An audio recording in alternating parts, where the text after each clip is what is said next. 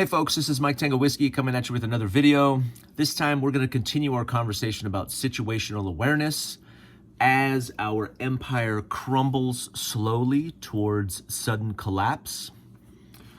I think we're approaching hard times, and I think our behaviors need to change in those hard times. It's going to become more and more important for our safety, for our personal safety, for the safety of those people we love, the people that we're close to, our families, our children, all those things.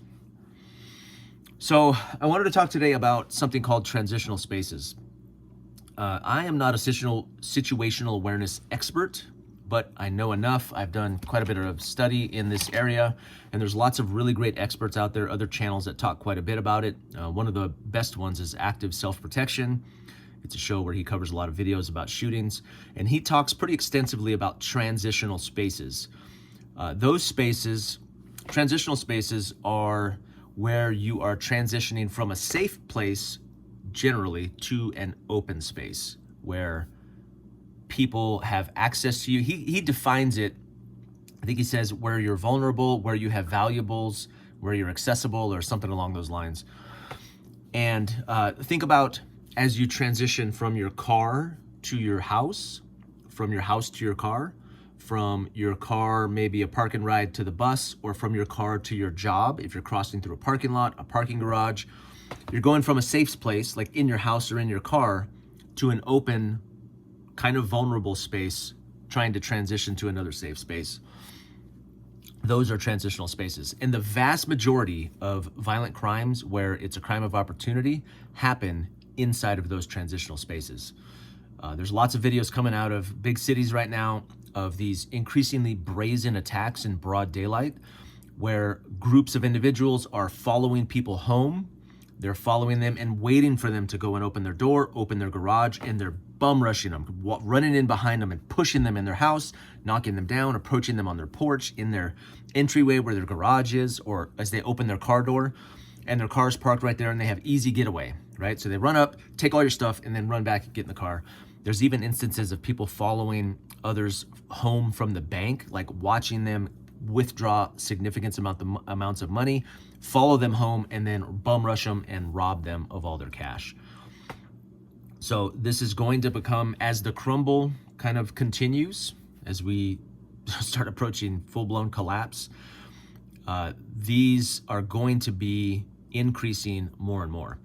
This actually happened to me one time. I drive a minivan, so I pulled up in my driveway, and kind of a janky car pulled up behind me, like blocked my car in my driveway. So it was suspicious because I didn't recognize this car. So I sat there looking in my rearview mirror, my side view mirror. Now I carry my pistol in my waistband, so I have a holster in my vehicle where I transition my pistol to the holster, to a mounted holster in the car to make it easier to draw. So this was highly suspect. I drew my pistol, waited like a full minute, and they stayed in their car. So then I opened the door, put one leg out, one foot out on the ground, had a flashlight, had my pistol by my hip. So shouted, "Hey, what's up?" And he paused. He seemed like I caught him off guard. So he rolled down his window a little bit, and it was clear that he was coming up with a reason to, why am I here? I think he thought it was a woman driving, because either my wife or my daughter, because I was driving a minivan, right? And he goes, "Oh, your license plate bulb is flickering." Thanks. And then he drove away. That was suspect. That was suspect to me, right? I think this guy had ill intentions, right? If someone else had gotten out of the vehicle or started to step out of the vehicle, I think he had other plans, right? It's even true in the wild. I've seen this in the wild too. That me and my buddy go hunting every year, pretty much. We never see, hear, or kill anything, but I do know that like open spaces are the danger zones, right? Animals like to hang back behind the tree line because it's safe. You have cover. They can see out, but you can't see in. So open areas, transitional spaces, are where we are most vulnerable. So I want to make 3 recommendations that me, my wife, and my children tend to use when we're in transitional spaces. And I'm going to kind of categorize them and just talk about each one of them briefly. And you might be able to use this as just a little bit of a guideline to help you think about the things that could keep you safer. So the first one is, make sure you can see this, is eyes. So So what I tell my kids, they're familiar with this phrase, it's eyes up, okay? So before, my wife owns a retail store, and sometimes me and the children are leaving the store to get into our vehicle. Sometimes we have stuff in our hands, we have bags, we have all these things. I tell them eyes up. So what does that mean?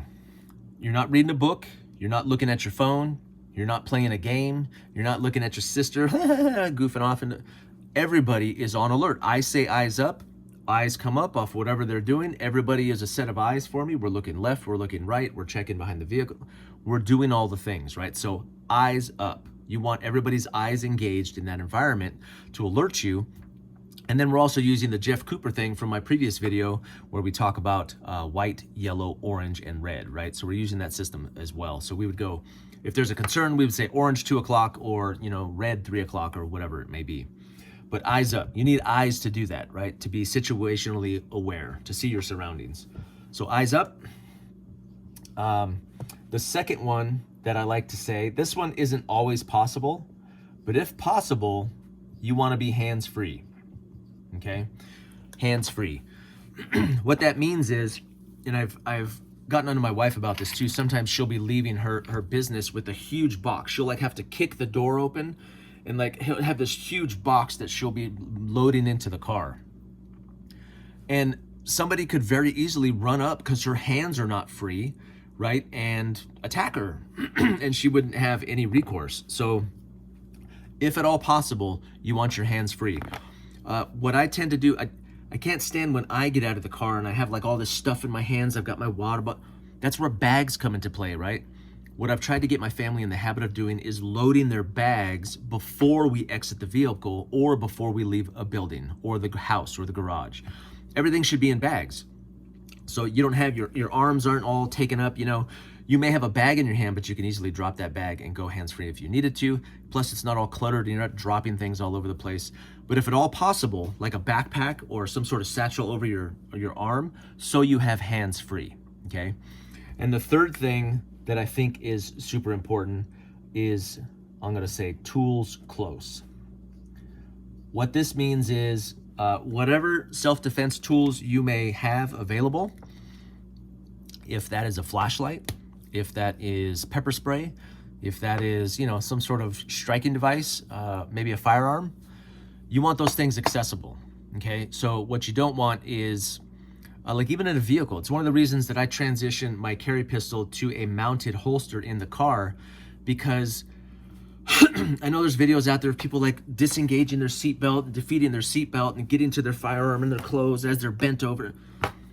I don't trust myself to overcome all those barriers in an emergency.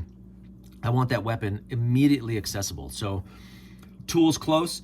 So the only exception really that I try to do to hands-free is if I'm holding these tools, right? And most of the time in the winter especially, that means at least a flashlight in hand and even my weapon immediately accessible. So if we're in a place of business or a place where it's okay to do so, you may even like lift your clothes, unzip your jacket to make that firearm immediately accessible. So you're not having to do all this stuff to get to it, right?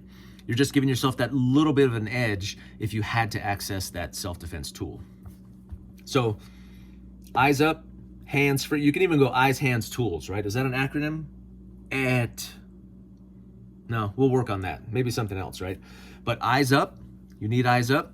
You need your hands available, if possible, to grab or to get to tools, right? And then you want those tools close. You want those tools available, whether it's a flashlight, things like mace, things like a firearm, whatever that may be. And then if you have multiple numbers too, what my wife started doing, especially with loading her things in the vehicle, is utilizing either employees or when I'm there, she'll have me load her stuff early so she doesn't have to have things in her hands, when the time is right. And what we've noticed too, especially in places of business, like the few times we've had suspicious people trying some suspicious stuff, theft and things like that, it's almost always towards closing. So the end of a shift, these people, that's how they think. They understand that you are distracted, that your cars are across the parking lot. It's late, it's dark. You're worried about getting home. You're carrying stuff in your hand. They're like the alligator under the pond. When the little gazelle is like drinking, like, and that alligator comes up and grabs her. That's them. That's them. You have to think like a gazelle, man. You got to be like on your toes. So eyes up, hands free, and tools close. These are kind of the three rules, loose rules, but these are the three things that me and my family talk about before we exit a safe space. Exiting the vehicle, exiting a door that's locked, you know, whatever that may be. So hopefully that helps. Again, I do believe we are in what I'm calling a crumble, where, you know, like a concrete building kind of slowly crumbles until all of a sudden it's like the whole thing collapses. And right now we're in the crumble. And I think we're headed towards hard times, unfortunately. So I hope this helps. I encourage you to be as situationally aware as you can to keep yourself safe and the people close to you safe. And that's it. This is Mike Tango Whiskey, and I'm all clear.